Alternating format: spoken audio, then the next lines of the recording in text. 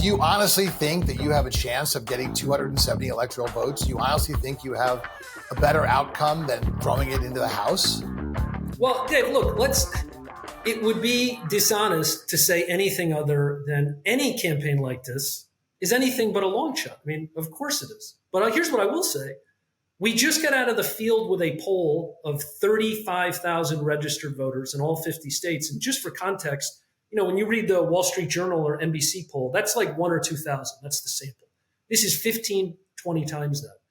And based on that, we think a unity ticket could compete in enough states totaling 330 electoral votes, meaning those are states where this ticket right now is either winning, tied or within the margin of error, or it's within 5 or 6 points. So is it a long shot? Of course.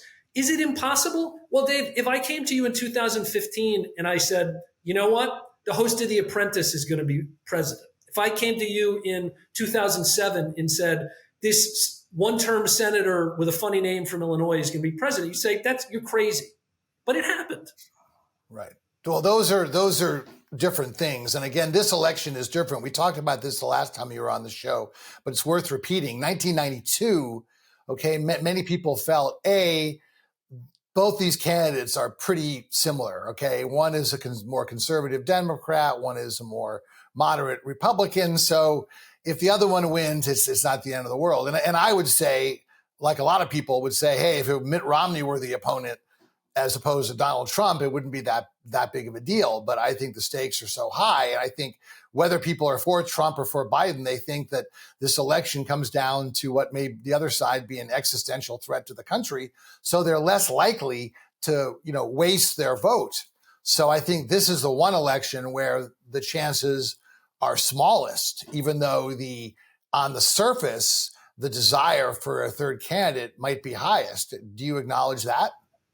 Well, Dave, you know what? I want to tackle this existential phrase because it's one I keep hearing a lot. And I don't understand why Democrats, and I say this as one who came up in Democratic politics, and people in the media don't understand how you are cornering voters and actually forcing them to do something you don't want them to do, which is, this is the current Democratic line. Our democracy is on the line. It's at risk. And the only way to preserve our democracy is to vote for this one candidate.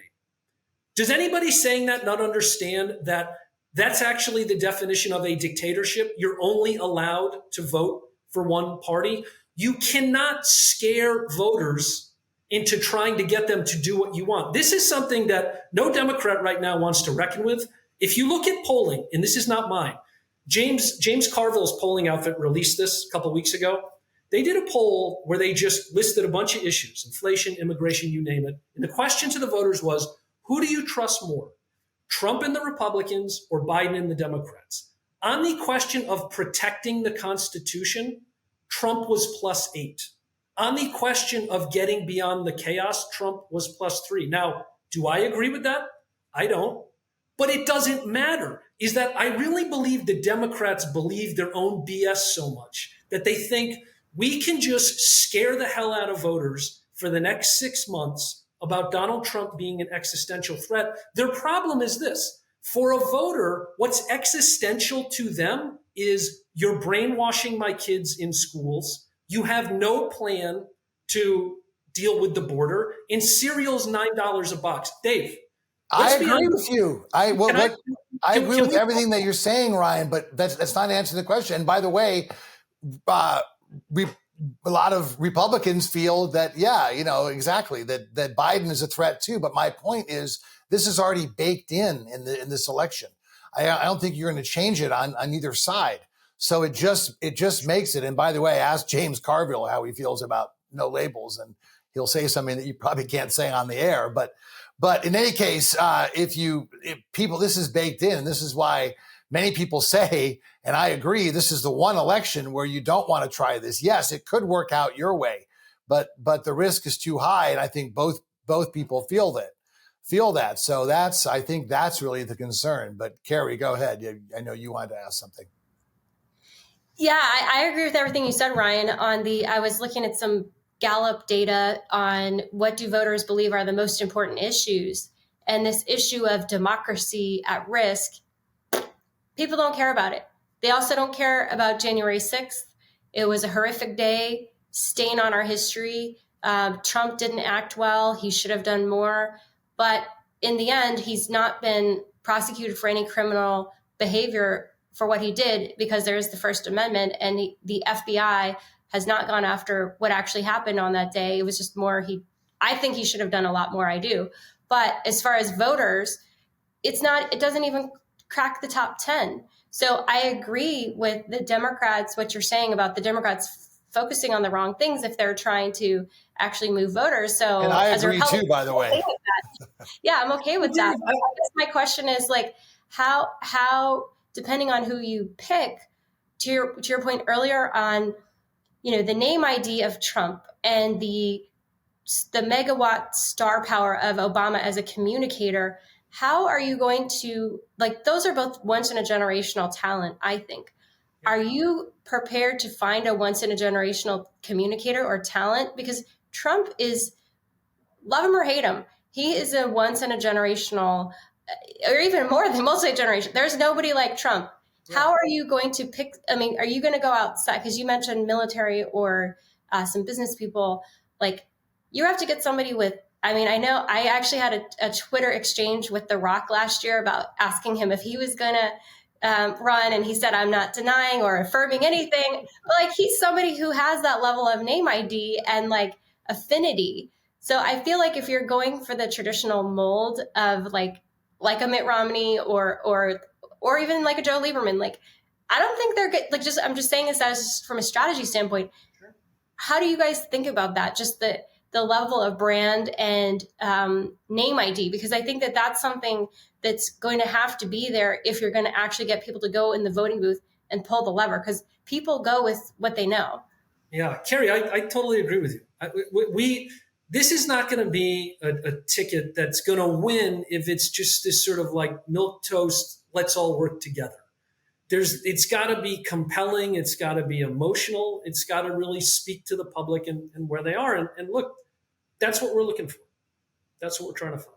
And here's my theory, Ryan. And again, it's always, I love our conversation. And again, I hope you'll continue coming back on the show, because we're always very civil around here, unlike so many other shows. But my theory is, I think you guys are pulling off one of the great marketing moves in history. And what I mean by that is, you've gotten a huge ID. Obviously, those of us who are political junkies have heard about you, and I was a one-time supporter of No Labels.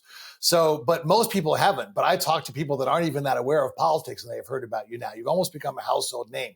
So you raise tons of money, you get great name ID. Then at the end, you decide, you know what, it's best if we don't do this. So you drop out. So you guys get to be the good guys at the end, and you get all the benefits. So that's how I think that's a brilliant way to do it. But that's also how I'm hoping that it's going to. Well, Dave, I will say this. Remember, and you know this, No Labels has not been around for 2 years. We've been around for 14. And this presidential project is a tactic. The strategy, its reason for being, is to give a voice to the common sense majority. And as I look back over the last decade, because I've been a part of most of it, we built this problem solvers group in Congress, and we've done a lot of different things. I actually liken what we're doing to, if you've ever read about somebody climbing Mount Everest, they never go up in one shot. You work your way up, build a base camp, consolidate, and then up you go. It's kind of the same thing. If at the end of this, right, if the home run is there's a ticket, it goes to the White House, and wow, that changes history. Even short of that, though, if at the end of this movement is stronger, the common sense majority feels like it has more of a voice, and maybe most importantly, if we get to the point where both parties actually recognize, you know what, if we continue down this path where all we do is placate the loudest voices in our midst, then we're going to get competition. And we're going to lose our coalition, and so maybe we need to change the way we behave. Well, yeah, I think that the only problem with that theory is that people would say, if you're really trying to build a movement, usually it's done where you establish a party and you build a grassroots organization first. Then you come up with the candidates and get people elected locally. Then you shoot for the top. You don't start at the top. But anyway, Carrie, I'll give you the last word. Well, I had a technical question, and that is because you mentioned you're a 501c3, you're a nonprofit. So how legally does that work for you to basically everything, it walks like a duck, it quacks like it sounds like you're doing partisan things. It's just an independent party or a no labels party or whatever. Yeah. How does that work just from a legal standpoint? Well, we're actually not a 501c3.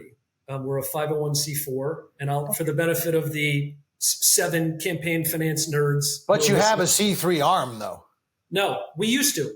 We don't anymore. Used to. Okay. Yeah. All right. So a C4 is an advocacy organization. Right. A C3 is a nonprofit. The difference is that the donations are not tax deductible. Is a major difference. Right. So, Carrie, the short answer is the reason we can do this ballot access effort in the foundational case here is actually a case involving Unity 08. They went to district court against the FEC. And the standard is this. If you're a nonprofit working to get ballot access, but you're not for or against a candidate, then you are well within your rights to do that because the law basically looks at it the same way it would look at voter registration. So 501c4 groups are allowed to go out and register voters so long as they are not doing that on behalf of a candidate or a party. And that's exactly what we're doing. Excellent. All right. Well, I think we're going to have to leave it there. Ryan, it's been so great to have you back. I hope you'll continue to check in with us as this gets more heated. It's always so much fun to have a wonderful debate, and you're always welcome on the show. That's going to wrap it up for us as another episode of Practically Political. We're so glad you joined us. I'm Dave Spencer. And I'm Carrie Sheffield. Thank you for joining us. Ryan, thanks again. We'll catch you all next time.